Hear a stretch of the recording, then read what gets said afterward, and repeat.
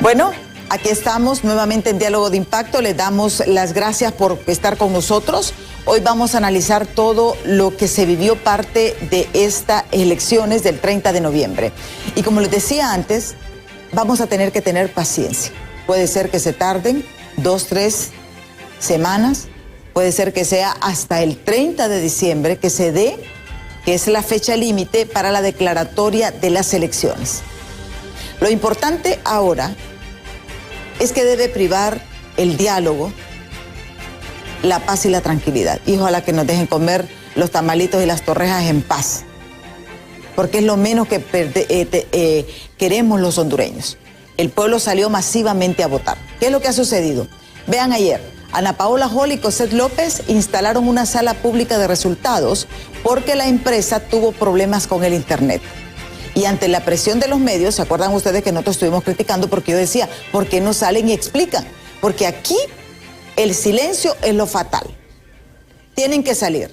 Lamentablemente, y hay que decirlo, un hecho condenable, llegaron los colectivos de Libre a este lugar, que nadie sabe cómo llegaron, porque para entrar solamente con credenciales hay que entrar a esas instalaciones de este hotel capitalino donde está funcionando en estos momentos el Consejo Nacional Electoral. Ellos quisieron impedir la conferencia, pero lamentablemente, hay que decirle, Ana Paola y Cosette agarraron la batuta y no solamente dieron la conferencia, sino que también instalaron la sala. Horas después ya está abierto al público los resultados. Usted puede entrar al sitio web del Consejo Nacional Electoral donde ya están alimentándose todos los resultados. Ya por ejemplo, Salvador ya lleva 1 millón de votos. Papi lo va coleando con más de 900,000, casi el millón de votos. Y esto es bueno porque fueron 3.3 millones de hondureños los que votaron. ¿Qué sucede? Miren ustedes para que veamos lo que está sucediendo en todo este contexto. Por ejemplo, las alcaldías que se proyectan hasta este momento sí, están así. Es una proyección, porque la ventaja que tenemos ahora es que los alcaldes llevaron su propio cómputo. Entonces ellos sí tienen las actas reales. El Partido Nacional se proyecta que va a tener 145 alcaldías. El Partido Liberal, 75. El Partido Liberal perdió bastante, porque tenía 90, y perdió 75 alcaldías. El Partido Libertad y Refundación, 66, y el PINU está por obtener una alcaldía. Esa está la proyección justamente de eso. En estos momentos el Partido Nacional y Liberal se mantienen en vilo por el conteo a cuentagotas del TREP, lo que les explicaba. La situación que tenemos ahora es atípica porque, y que debió haber sido desde un inicio así, porque se ha declarado ganador con el 16-20%, a las 9 de la noche, 10 de la noche ya teníamos un ganador porque el perdedor reconocía. Sin embargo, ahora vamos a tener un ganador hasta que tengamos el 100% de las actas. Y eso es saludable para el país. Buenas noticias, 90%, las proyecciones, 90% de los diputados en el Congreso Nacional van a ser nuevos. Un voto de castigo para todos esos que fueron a trabajar, que no fueron a trabajar y cobraron el sueldo, que nos hicieron perder el tiempo. Y esto pues es lo que nos alegra en el país. Vamos a esperar que estas personas también tomen esos liderazgos y esas formaciones. Está con nosotros justamente aquí invitada en estudio Patricia Bourdet. Ella es politóloga, y también tenemos al politólogo Edgardo Rodríguez, con ambos quien está vía Zoom.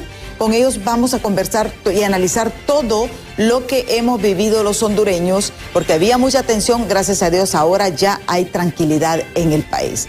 Les pido a los militantes de todos los partidos, no vayan a cometer actos violentos, porque les anticipo lo que va a suceder.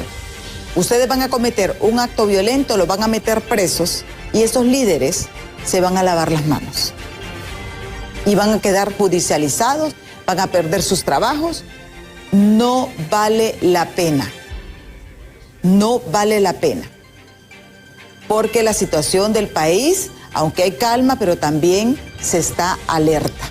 Así que les pido que no cometan actos vandálicos, porque todo está en proceso, no hay un resultado final y hay que aceptarlo paulatinamente. Quien perdió, perdió y quien ganó, ganó. Nos guste o no nos guste. Porque es la voluntad del verdadero soberano que es el pueblo.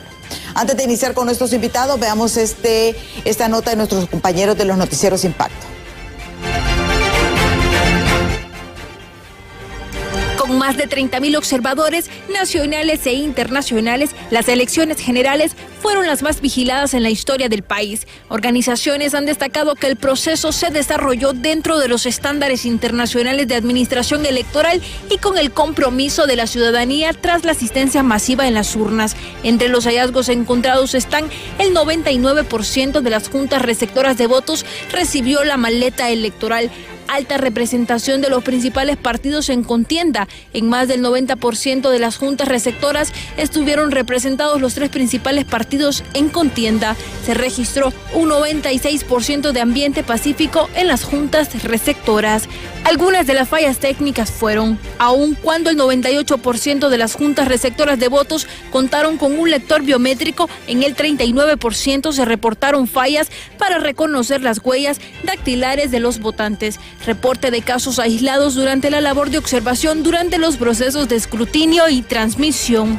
El niño hizo una labor extraordinaria, salió a votar, estimamos que puede andar arriba del 65% de participación y creo que eso es importante. El sistema de transmisión de resultados logró funcionar hasta un 56% de la carga. Eso es superior a lo que vimos en el 2021, que fue de 51%.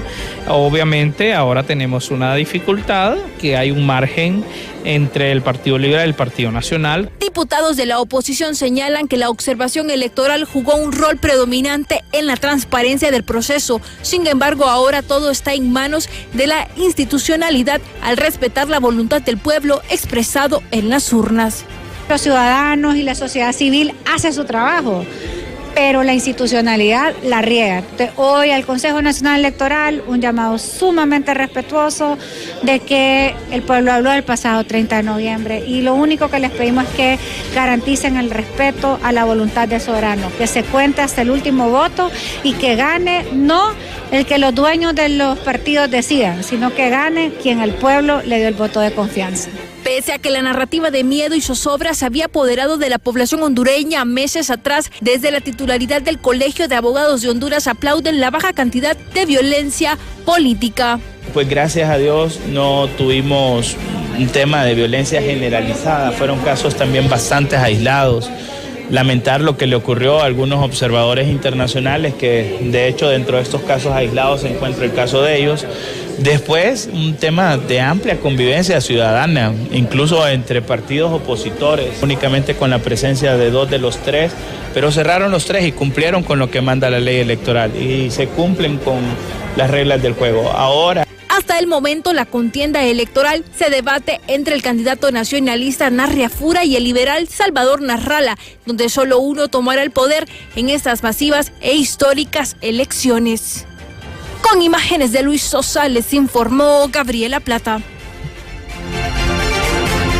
Bueno, esto es importante. Lamentablemente, la crisis provocada por los dueños del tripartidismo nos llevó a estos retrasos y a esta polarización, porque fue desde el mismo Consejo Nacional Electoral que se generó esta polarización y aquí los condeno a los 3, porque los 3 son corresponsables de lo que sucedió.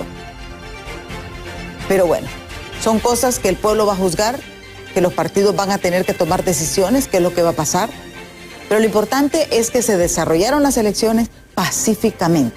Hasta este momento les voy a mostrar a ustedes los resultados del Consejo Nacional Electoral, porque gracias a Dios, como les decía, ya se habilitó el centro de cómputo y eso gracias a Ana Paola Hall y a Cosette López. Justamente Salvador hasta este momento, cuando son las 7:16 de la mañana, lleva 1.017.377 votos. Nasria Fura lleva 997.807 votos. Rixi Moncada lleva 979.606 votos. Salvador lleva un 40.34% y Narria Fura lleva un 39.57%. Rixi Ramona lleva 19.01%. Hay una gran distancia. Y para explicarles, lo que nos explican los expertos es que para poder salir de esa brecha, tiene que tener 4 o 3 puntos arriba, porque vamos a estar fluctuando. Pero lo bueno es que estamos viendo, observando y llevando a cabo cada una de las cosas. Ya está aquí con nosotros Patricia Bourdet y también Edgardo Rodríguez. Muchísimas gracias, licenciada Patricia, por estar aquí con nosotros en Diálogo de Impacto. Un placer estar en Diálogo de Impacto y analizar con libertad y con datos, Emma, como usted lo ha planteado, la realidad que nos ocupa. Sí. Edgardo pues está en Estados Unidos. Edgardo, muchísimas gracias por atendernos esta mañana. Buenos días, Emma, buenos días a todo el público que está ahí presente, que nos está viendo, a Patricia. Contento porque, bueno, al final la jornada que se vivió se logró pues vivir en paz, una alta participación, pero bueno, por supuesto la situación que todo el mundo ya sabe, este conteo que va bastante, digamos, estrecho, pues mantiene la expectativa nacional e internacional. No nos esperábamos, sinceramente, yo particularmente con algunos amigos habíamos hecho algunas encuestas, no esperábamos que fuera tan estrecho este resultado, pero sin duda alguna la intervención externa de Donald Trump probablemente haber influido muchísimo. Yo no lo creí en más que fuera, digamos, que fuera a impactar tanto la declaración, bueno, los mensajes escritos de Trump, porque estaba muy cerca ya del día de las elecciones. Sin embargo, pesa muchísimo la población hondureña que vive acá en Estados Unidos, los familiares, sin duda alguna, influyeron en el ánimo de su familia en Honduras por el temor de lo que decía Donald Trump, que iba a trabajar mejor con un candidato que con el otro. Así que solo eso podría explicar cómo la diferencia entre el Partido Liberal y el Partido Nacional se estrechó tanto, tal cual lo estamos viendo en este momento. No hay otro, digamos, factor que pueda explicar esto, puesto que las encuestas que se habían hecho anteriormente daban un resultado, digamos, un poco más holgado de lo que estamos viendo. Pero lo bueno de todo esto es que, bueno, ya va a haber un cambio político en Honduras, muy necesario, por cierto. Así que ahora pues solo toca esperar y, bueno, que gane por un voto. El sistema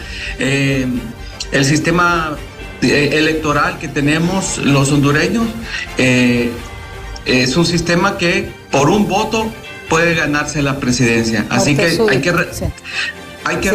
hay que insistir en esto, a la gente que no se vaya a asustar, vaya a ser que gane uno de los dos por 1,000, por 2,000 votos, por 500 votos. O por 60 votos, o sea, ahorita está la moneda al aire. Y por eso un voto, no, por un voto. Sí, por un voto, sí. Emma, por un voto, no 50. Es un sistema que es diseñado para que gane pues el que saque más votos, y el que saque más votos puede ser un voto. Así que hay que insistir en esto a la gente. Yo creo que esto es bien importante. ¿Coincide usted, Patricia, con este planteamiento de Edgardo? Sí, definitivamente, porque como Edgardo lo dice, las tendencias de las encuestas, quien andaba más cerca de la tendencia de las encuestas, en este caso, era el Partido Libertad y Refundación, y andaba entre 19 y 24.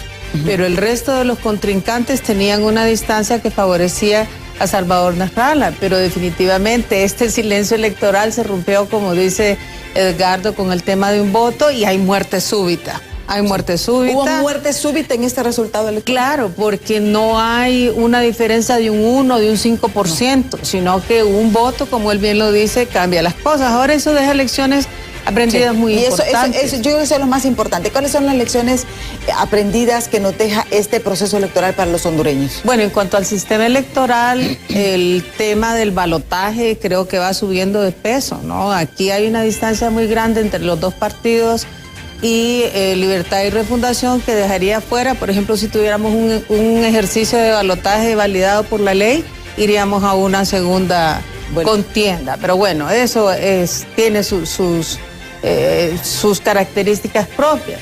El otro tema que es importante mencionar es que la tecnología avanzó, pero el acuerdo entre los actores principales, como es partidario, el Consejo Nacional Electoral, y tuvo varios tropiezos. Eso implica también revisar quiénes nos representan en un órgano tan importante y no dejarlo al vaivén de la política.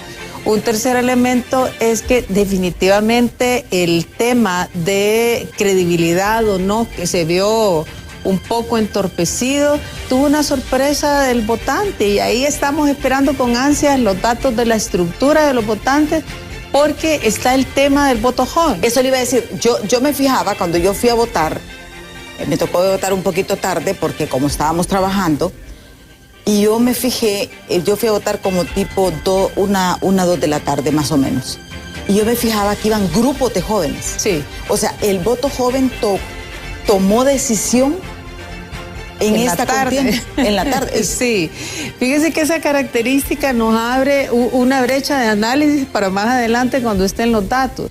Toda la gente quería que el joven votara y trataban de incidir, pero al final la juventud tomó su propia decisión. Y yo le voy a decir algo aquí le voy a dar un contexto nada más. Yo creo que los medios de comunicación asumimos esa responsabilidad. Sí. Nosotros montamos, nuestra campaña se llamaba Si no votas no te quejes, y la dirigimos al sector joven. Sí. Y nosotros nos sentimos tan contentos porque de ver tantos jóvenes, no le interrumpo más. No, junto a esa campaña, que yo creo que de corazón todos los que somos analistas le agradecemos a los medios esa apertura, porque ustedes fueron los que lograron llegar a través de diferentes maneras, a través de las redes también, al pensamiento del ciudadano, y le ayudaron a construir criterios. Pero aquí yo quiero resaltar algo. Estábamos entre derechas e izquierdas, y la diferencia en las votaciones de la juventud en otros países, si uno la analiza, tiene mucho que ver con una década de ampliación del socialismo en el poder. Porque en una década usted saca jóvenes de la secundaria y ya los tiene adoctrinados, y aquí esa oportunidad no se dio. Tuvimos en el 2009 a don Manuel Zelaya con las mismas ideas de socialismo 21, y ahora estuvieron 4 años en el poder. Eso no le da chance de adoctrinar a la juventud. En otros países, quienes pelean por el socialismo son las nuevas décadas de juventud que van saliendo. Y eso lo decíamos ayer en una conferencia con unos amigos de Sudamérica, que les parecía que ese dato era interesante. Entonces aquí la juventud tomó su decisión, fueron a votar y fueron el fiel de la balanza, según tenemos expectativas con los datos, Emma, de decir queremos algo diferente. Sí, y aquí viene un punto interesante también, Edgardo. Tú que estás en Estados Unidos, sabes también que este efecto de las remesas tiene un impacto directo en los jóvenes, porque la mayor parte de eso vive de las remesas. Exacto. O sea, aquí hay en juego realmente la sobrevivencia, podemos decir, en el joven.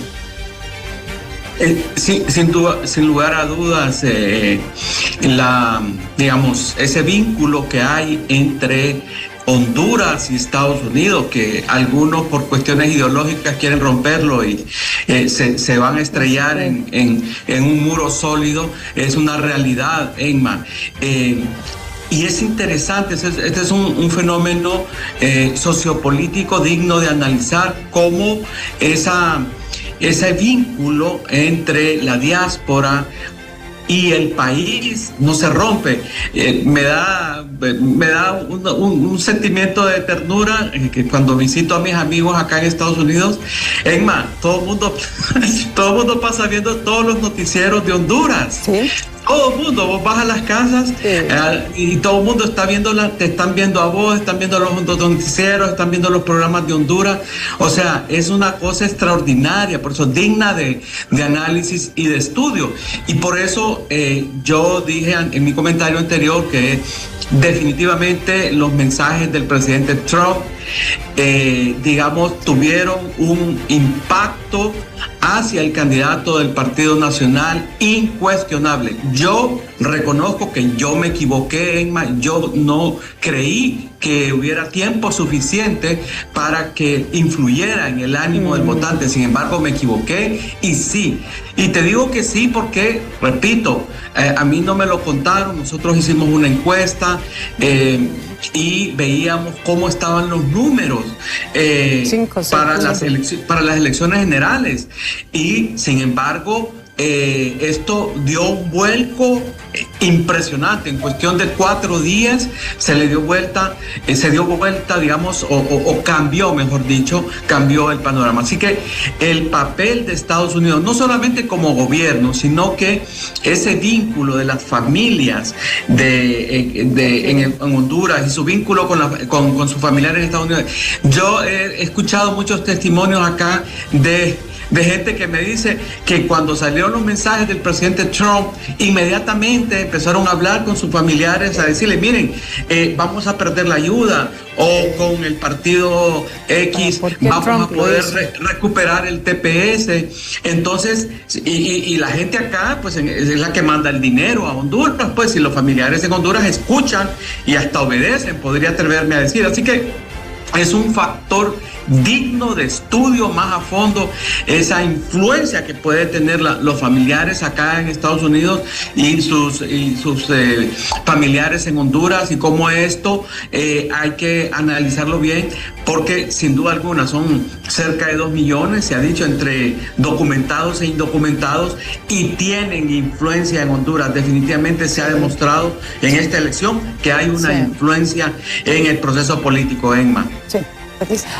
Hablando de influencias también, Edgardo, no podemos negar, totalmente de acuerdo contigo, pero hablando también de influencias, el socialismo 21 también ha tenido influencia en Honduras. Hemos tenido asesores venezolanos, asesores cubanos y nicaragüenses que han estado muy cerca del Partido Libertad y Refundación y de los personajes de los funcionarios hechos gobierno. Sí hubo para usted una lucha ideológica. Sí, señora. Sí, claro que sí. Y una lucha ideológica en la que Trump llega casi al final, casi al final, a darle soporte digamos, desde otra influencia, pero durante todo el periodo de gobierno y antes del periodo de gobierno fue permanente la asistencia o diferentes mecanismos de cercanía de Venezuela, Nicaragua y Cuba en los funcionarios hondureños. Así que, bueno, esas son las sorpresas de cómo la geopolítica trata de influenciar, de incidir en términos de ventajas comparativas y competitivas también a este tema de la lucha ideológica. Y no hay que dejar de considerar que esta actuación de Trump viene motivada, yo diría, por 2 cosas, ¿no? Este tema de la política Monroe, América para los americanos, que significa un barrido desde Venezuela para arriba de todo este tema del narcotráfico. No quiero asegurar que hay una vinculación solo con una ideología, porque sabemos que ha estado con todas las ideologías, con todo el capitalismo, el socialismo o diferentes formas de gobierno, pero sí también es una lucha que en este momento trata de encontrar los 2 puntos. Pero aquí viene un elemento interesante también, porque el primer tweet, el primer mensaje del presidente Donald Trump, cuando hablaba de esto, alegró, pero el segundo decepcionó, porque hay que decirlo. Lo del indulto de Juan Orlando Hernández fue con un balde de agua fría, porque prácticamente Donald Trump está desconociendo la justicia dentro de su país, porque sabemos también, hay otro elemento, él fue juzgado por esta gente. Entonces, también esto viene a desequilibrar, pero más aparte de eso, vamos a hablar, tenemos que ir a pausa, de las traiciones dentro de los mismos partidos políticos. Como unos liberales se aliaron con el Partido Libertad y Refundación, como algunos nacionalistas se aliaron con el Partido Libertad y Refundación en el poder, y cómo esto también vino al final a, como dicen, a rearmar. Y también este elemento sorpresa no es nada nuevo en las elecciones hondureñas. Yo siempre hago hincapié en 2 hechos. En las elecciones del 2021, el caso de Delay. Fue en el cierre de campaña lo mató. Y en las elecciones de ahorita del 9 de marzo, el caso de Lady Lija con Jorge Cálix. Y ahora podemos sumar, este es noviembre, el mensaje de Donald Trump. 3 elementos, o sea que el hondureño espera hasta último momento tomar las decisiones electorales. Pero eso lo vamos a analizar después de pausa, no nos cambie, que ya volvemos. Gracias por continuar con nosotros. Estamos conversando con los analistas Patricia Burdet y también Edgardo Rodríguez. Ambos son politólogos, personas que se han dedicado a estudiar todo este fenómeno, porque Honduras, yo hablaba con varios colegas extranjeros y les decía, mire, Honduras es atípico. Honduras, ni a veces ni nosotros los hondureños nos entendemos. Hasta te ríes, Edgardo, y sí es cierto. Aquí, mira, yo cuando miraban ese tweet de Trump me dice, Emma, ¿cómo es posible? Es que aquí en Honduras, le dije yo, todo sucede. Aquí nosotros, crisis, hemos vivido en crisis permanente desde el 2009. Sí. Los hondureños no hemos tenido un gobierno de paz, tranquilidad.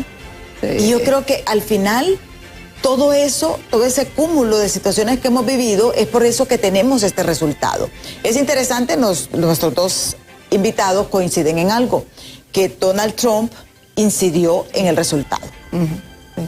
Incidió bastante en el voto joven por la cuestión de los migrantes. Y esto es un nuevo elemento que se suma... De última hora. Sí, esos detonantes que le digo yo, ¿verdad? Sí. Que hemos visto en las... O sea, porque hay mucho voto en Honduras, y aquí yo creo que viene ese trabajo de los candidatos políticos. Sí. Porque no teníamos certeza, miren, no tuvimos una campaña de propuestas, porque hay que decirlo. Tuvimos pleitos en los medios de comunicación. Ni siquiera debates, pleitos literales. Si solo le faltó agarrarse a trompadas. Sí. Un nivel de agresividad terrible. Pero no tuvimos realmente una campaña de propuestas. Y eso fue la indecisión. La indecisión de muchas gente, y que era fácil persuadir. Pero ahora bien, Edgardo, en tu caso, por ejemplo, hubo mucha traición a lo interno en los 3 partidos. En los 3 partidos políticos. Y lo voy a decir, Partido Libertad y Refundación, lo que sucedió el 9 de marzo, lo que hizo el M28, al final le tuvo un costo político a Rixi Moncada. Sí. Porque ¿qué pasó? Trabajaron para ellos. Ya escuchamos a Harry Dixon, escuchamos a Russell Tomé, encontramos a Sergio Octavio Castellanos, Pineda, que ya están hablando de que hay que hacer un cambio estructural, que tiene que haber una renovación. Dentro del Partido Nacional, hay que decirlo, hubo mucha traición, porque muchos dirigentes del Partido Nacional hicieron alianza con el Partido Libertad y Refundación, especialmente aquí en la capital. En el caso del Partido Liberal, 60 alcaldes. O sea, perdieron gran cantidad de alcaldes. O sea, tiene 75 alcaldes el Partido Liberal y tenía 90. Perdiendo 15. Perdió 15 alcaldías que se sumaron, unas al Partido Nacional y otras al Partido Libertad y Refundación. El Partido Libertad y Refundación se enfoca, si usted mira la tendencia, a las alcaldías, que es lo que ha mantenido el Partido Liberal. Y esta viene una nueva recomposición. Y yo creo que también viene una época de renovación dentro de los partidos. ¿Tú crees que va a haber realmente cambio dentro de los partidos? Recordemos también, Salvador revive el Partido Liberal, porque el Partido Liberal prácticamente estaba muerto. Edgar. Sin duda alguna, coincido con tus apreciaciones de las recomposiciones internas y de la fuga entre partidos. Interesante lo que viene ahora, interesante, Emma, y yo quisiera enfocarme por cuestiones de tiempo en esto. Definitivamente en el Partido Libertad y Refundación viene una crisis interna. Creo que se va a diezmar fuertemente el liderazgo de Manuel Zelaya Rosales. González va a empezar a ser cuestionado fuertemente y van a empezar a posicionarse gente como Russell Tomé y otros que han venido reclamando espacios de mayor relevancia dentro del partido y que han sido relegados por esa, digamos, verticalidad con la que maneja Mel Zelaya el partido. Lo otro, el Partido Liberal, después de esta elección, sin lugar a dudas, es el partido más fortalecido, más incluso que el Partido Nacional, porque veamos de dónde venía el Partido Liberal. El Partido Liberal, sea que pierda o gane, ya ganó como partido, ya ganó el Partido Liberal como partido, sale sumamente fortalecido. Ahora pues van a salir nuevos líderes, por ahí se habla que Asconita ahora en un siguiente proceso va a salir a la palestra pública. Esto te lo digo porque me lo han dicho gente muy cercana del Partido Liberal, porque el Partido Liberal ya se convierte nuevamente en un protagonista de triunfo. Repito, sea que gane o no gane, porque si pierde va a ser por muy poco, pero la recuperación del Partido Liberal es notable. Por otra parte, en el Partido Nacional, que es un partido ya que es impresionante como maquinaria electoral, que ya lo teníamos categorizado como una maquinaria electoral, pero viene otro también un nuevo periodo. Regresa Juan Orlando, Tito Afura, si es que gana o pierde. Si pierde, pues ya él ya no creo que vaya a seguir corriendo. Si gana, pues ahí termina su ciclo y viene también una nueva generación, un nuevo proceso dentro del Partido Nacional, búsqueda de nuevos liderazgos, de nuevas propuestas. Lo que sí estoy seguro, y con esto cierro mi parte en este momento, lo que sí es seguro es que vamos a un periodo de paz, de apertura, de cambio. Yo creo que la lección que nos deja esto es que el bipartidismo se vuelve a fortalecer y tiene que tomar conciencia del liderazgo del bipartidismo, que hay que hacer cambios en la ley electoral, hay que hacer cambios en el manejo del Congreso, cambios en el Ministerio Público, cambios en la Corte Suprema. Es decir, ahora creo que la sociedad civil y otros que estamos en la observación política debemos empujar reformas a distintas leyes, porque este periodo de 4 años de libertad y refundación que se pudieron convertir en una dictadura nos dejaron grandes lecciones a nivel de la institucionalidad y la debilidad en los vacíos en algunas de las leyes fundamentales, como es esa del Consejo Nacional Electoral, en donde una persona puede paralizar a una institución por encima de 2 personas. Sí. Y aquí viene también otro punto interesante, lo que ha sucedido con Luis Redondo en Cortés. Creo que lo sumo a la crisis interna. Sí. Y yo lo dije aquí varias veces. Y lo voy a decir con nombres. Todos conocemos a Silvia Ayala. Silvia Ayala ha sido una mujer, yo le digo, el símbolo de la resistencia en Cortés. Fue desplazada y ponen a Luis Redondo y ahí está ese voto de castigo dentro del mismo Libertad y Refundación. Patricia. Yo comparto con Edgardo y con usted que todos estos movimientos dentro del Partido Libertad y Refundación son una implosión tremenda la que tienen, ¿no? Desplazan a Silvia Ayala y sin embargo Isis Cuellar, con videos y cuestionamientos tremendos, sale como candidata a diputada en un departamento de Copán. Y luego que todo esto, todos estos acuerdos políticos y estas traiciones ahora se conocen. Se conoce porque la gente está filmando, está escuchando, ahí están los tweets, están las sospechas y se van llevando. Ahora todo se conoce, entonces la moral política está en el asadero en este momento para todos los partidos. O se reestructuran y cambian de moral política sus líderes, sus actores estructurales, o definitivamente el pueblo tiene un castigo a través del voto. Y van a empezar a exigirlo ya no solo a través del voto, porque el reto que va a tener cualquiera de los dos que lleguen en este momento es: no queremos de lo mismo, no queremos más de lo mismo. Y la ciudadanía y la sociedad civil van a recuperar espacios con el Partido Liberal o Nacional, cualquiera de los dos que quede, y nos vamos a convertir también en críticos de gobiernos con mayor apego a las necesidades de Honduras.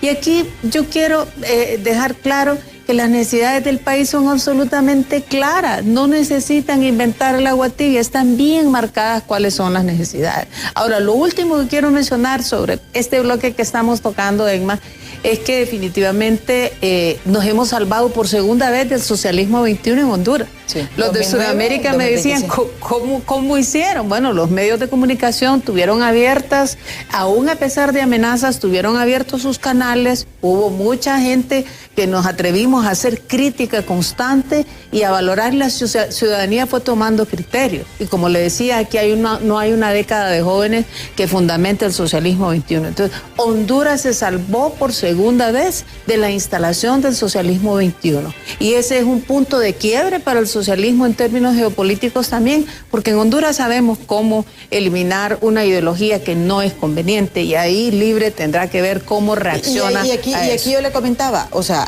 realmente estuvieron, el problema fue que cuando llegaron al poder, ellos, y lo voy a decir aquí, el único que anduvo adoctrinando del Partido de Libertad y Refutación fue el Grillo. Sí. Y yo creo que hasta costeándose de su propia bolsa. Sí.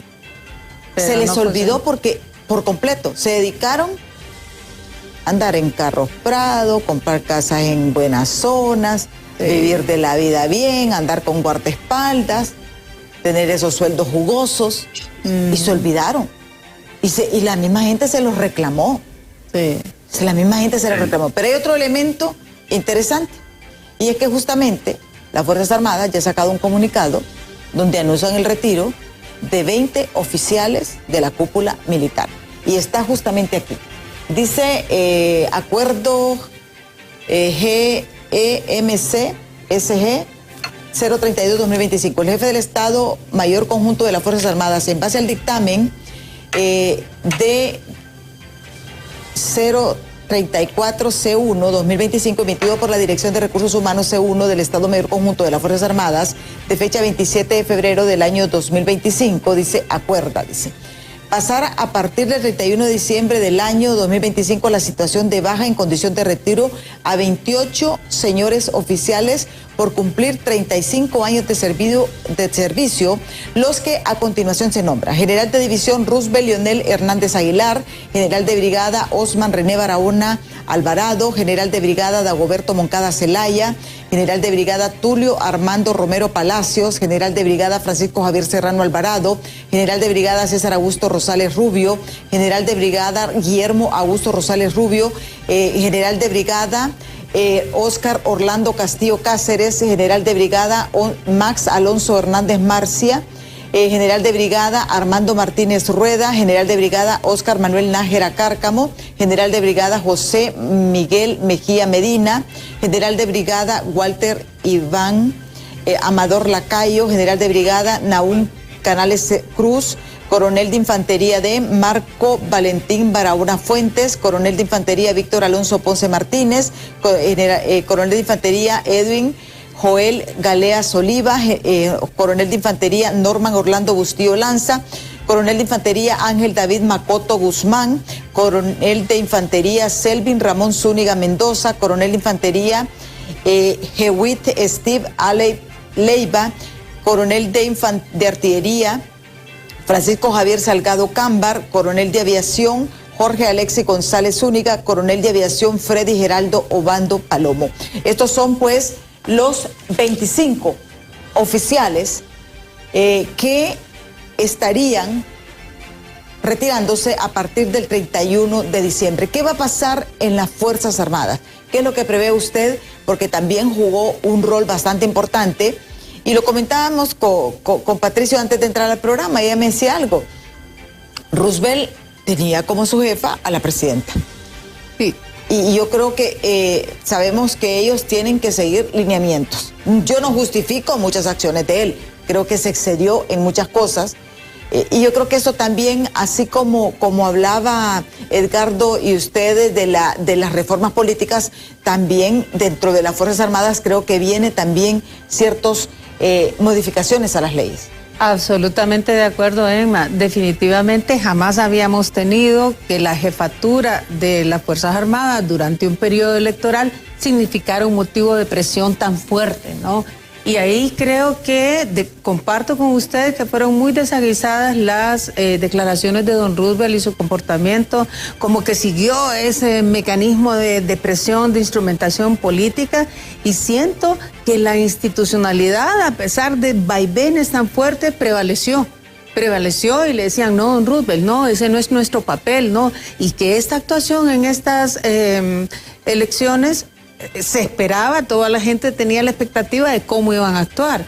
Creo que se recataron, creo que retomaron la institucionalidad, y comparto con usted que definitivamente este hecho de que una jefa de Estado, de una presidente del país y una jefa de la Secretaría de Seguridad no deben en ningún momento mezclarse en un proceso de elecciones, porque definitivamente buscaron incidir y manipular la institucionalidad, y eso no estuvo bien. Y yo creo que todos los militares que se retiran ahorita pueden dar una lección de cómo debería reformarse este tema de las Fuerzas Armadas, Emma. Sí. Edgardo, ¿qué opinas tú?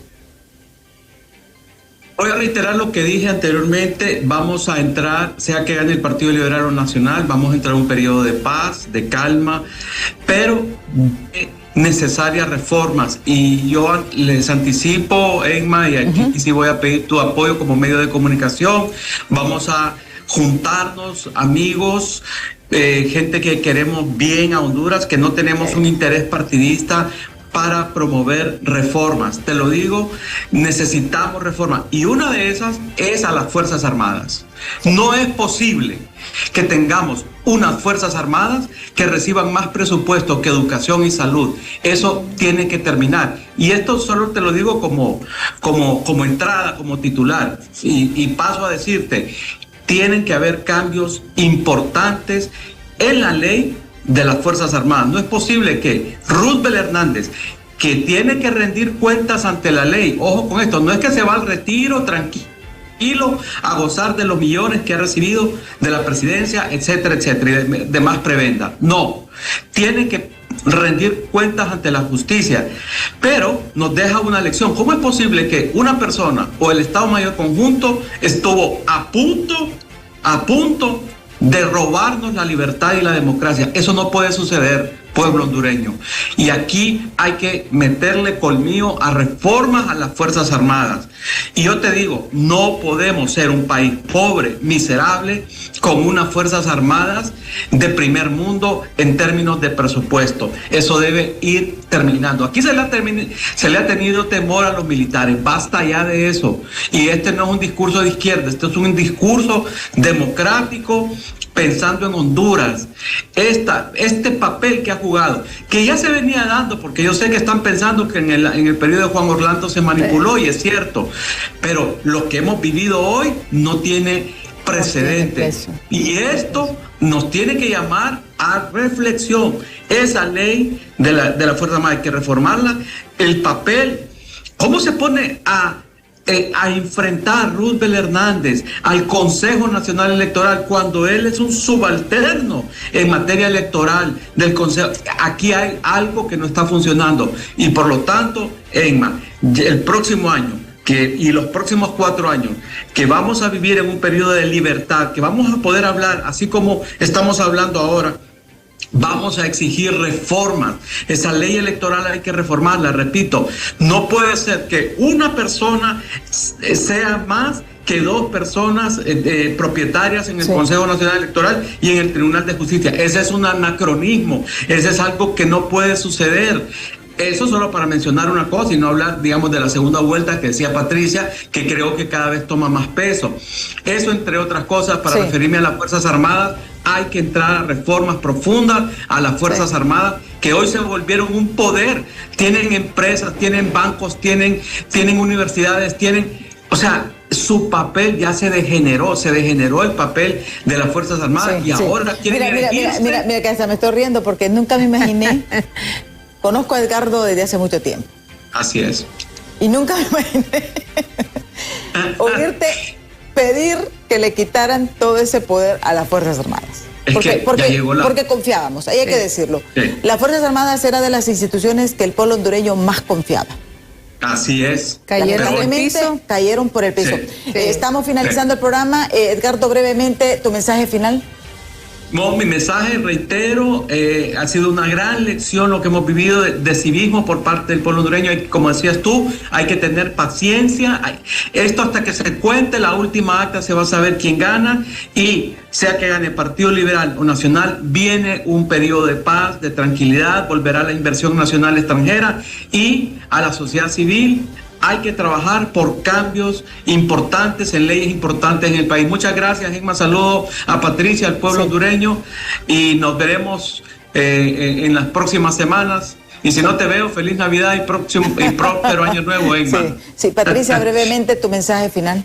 Definitivamente que se pacificaron las elecciones después de un lenguaje tan violento, tan amenazante, que era del Partido Libertad y Refundación, aunque también hubo violencia entre los ataques entre los candidatos. El pueblo hondureño dijo basta. Y el gran pacificador fue también la observación internacional, que hay que agradecerle profundamente, que todavía están observando en el Consejo Nacional Electoral este conteo gota a gota, y que nos están ayudando a legitimizar los resultados. Y la sociedad civil, como bien decía Edgardo, debe recuperar su protagonismo en la incidencia política en el país. Somos muchos, junto a los medios, los que tenemos la oportunidad de señalar limpiamente y decir, hey, eso no está bien. Hay que reconstruir Honduras, Emma. Sí. Y los partidos políticos tienen un gran trabajo por hacer. No se trata de que vamos a desaparecer algo, sino que aprender a vivir en convivencia. Yo les digo, en Estados Unidos nos podemos ir porque ya nos reciben. Así que aprendamos a convivir, a ser tolerantes, aunque uno no quiera, no comparta ideologías, pensamientos. Tenemos que aprender también a debatir con altura. Penar la violencia. Exactamente. La violencia de cualquier tipo debe ser penada en este país. Muchísimas gracias por su atención. Los invito a que continúen con BTV. Ya está lista Andrómeda y Ani con toda la información del momento en Hola Honduras. Yo soy Oscar, les espero mañana en punto de las 7 de la mañana aquí en Diálogo de Impacto. Y paciencia, es lo que les pido a todos. Hasta mañana.